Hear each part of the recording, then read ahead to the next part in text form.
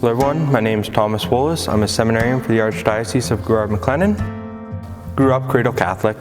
Parents always went to Mass, always brought us to Mass. I can remember one of my younger siblings, when they were ill, the parish rallied together. The parish came together around the family. It was that experience of fellowship, of community, that has really shaped me into who I'm becoming. And now I look at how can I welcome others and do what these people did for me and the family when I was growing up. How can I do that for them now? And I think that's in part what has led me to where I am today, discerning a call to the priesthood, being in seminary, and God willing, a future priest for the Archdiocese. And it's all that, it all comes back to that idea of family and of community. I think the first time I consciously thought about it, and really considered it would have been, near the tail end of my high school years.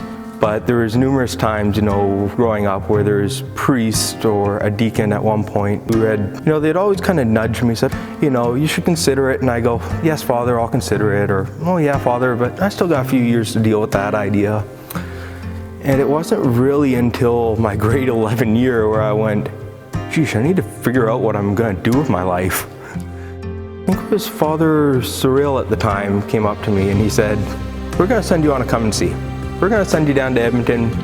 The whole experience was that sense of peace. It felt like everything, despite how busy things were, or how busy life was, it just felt like things just kind of slowed down. And there's just that sense of peace. Of course, me being me, I come back home after going, yeah, I'll go to seminary. I'll go. I'll go. Of course, Father asked me, a week later, and I say, let me get back to you on that, Father. Asked me a week later, let me get back to you on that, Father. A week later, same thing. Keeps going on. And I think it was probably about a month and a half later, I was sitting, just a few pews away here, and it was a Saturday night Mass, and Father started preaching, and he made a comment. I think it was just an offhand comment, but it kind of felt like he looked right at me. And the comment was, very simply, we don't have any doubting Thomases here. And I can just go, oh no. But it forced me to think about it. And it forced me to ask myself that question. So I remember going home and praying about that. Lord, am I being a doubting Thomas? Am I actually acting like doubting Thomas? Am I being doubting Thomas? Maybe I am. But just because I am doesn't mean that I have to go to seminary. If you want me to go, you will tell me. Give me a clear sign. Please, Lord, give me a clear sign. And as I say this, I'm expecting, the heavens to open and this big booming voice of thunder to come down from the heavens. Yeah, that didn't happen. What did happen, though, was I finished my prayer. I went, well, I guess I'm not going. Okay, nice, all solved. So I think I went out to watch a football game or something, and not even 5 minutes later, I get a phone call from a guy I worked with, and without a word of lie, the first words out of his mouth weren't even hello. It was, you're going to seminary. I'm just going, okay, I didn't get any clearer than that. I'm asking the Lord for a sign here, and he's going, well, you won't listen to me, so here you go, here's someone else.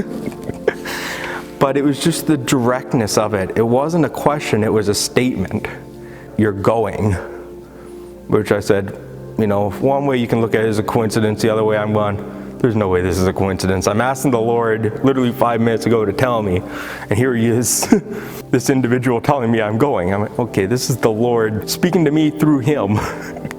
So I remember going upstairs and just kind of looking at my mom going, I guess I'm going to seminary.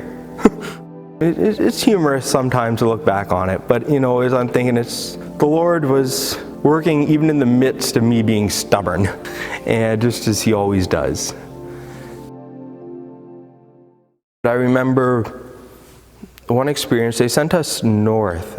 So they sent us out for a month-long immersion experience. They sent us up to Telegraph Creek, kind of the end of the road, so to speak, in northern BC. It was just a very simple month. It was just kind of live in the community, live with the community, be a part of the community, and try to be a witness, a light, if you will, in the community. And I remember coming back and going, okay, I can do this.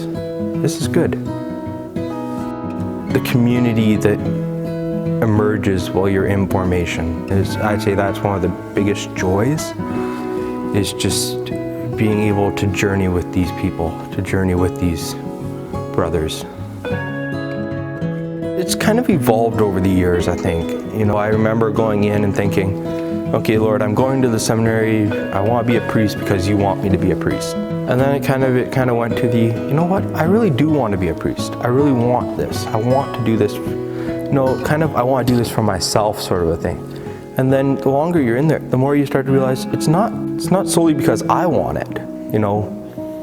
Maybe that's part of the reason, but that's not the main reason. The main reason is I want to serve God's people.